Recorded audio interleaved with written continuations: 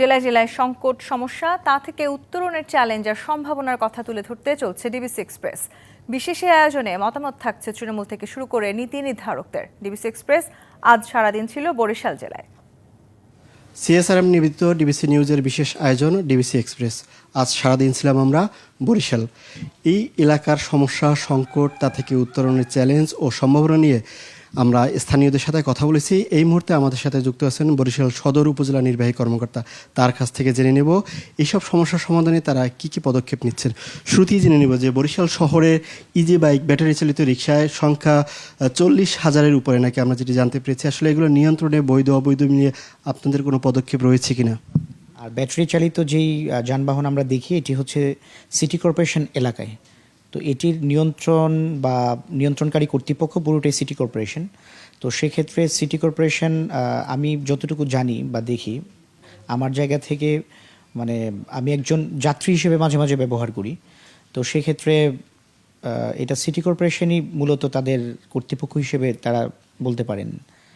আপনাদের উপজেলা সদর হাসপাতাল নেই, সেক্ষেত্রে এই যে 1000 শয্যা বিশিষ্ট হাসপাতাল রয়েছে, এটিতে চাপ পড়ছে সারা 6টি জেলা থেকে আসছে। যদিও আপনি এটার সাথে সরাসরি সংশ্লিষ্ট না, আপনাদের ঊর্ধ্বতন কর্তৃপক্ষের সাথে যখন কথা হয় এটা নিয়ে কি আসলে সরকার আন্তরিক কিনা আপনার জানা আছে কি?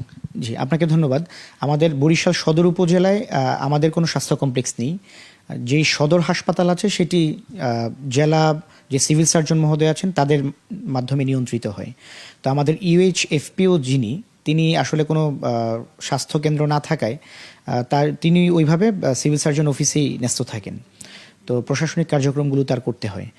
তো আমরা এই সমস্যাটি আমাদের জেলা প্রশাসক মহোদয় থেকে শুরু করে এটি রাষ্ট্রের সবাই জানেন বা সরকার ইতোমধ্যে অবহিত যে সদর উপজেলা যেগুলো আছে সারা দেশে উপজেলার কোনো স্বাস্থ্য কমপ্লেক্স নেই। জলাবদ্ধতা সহ অন্যান্য আর কি সমস্যাগুলো রয়েছে যেগুলো সমাধানে আপনারা পরবর্তী দিনগুলোতে পদক্ষেপ নেবেন?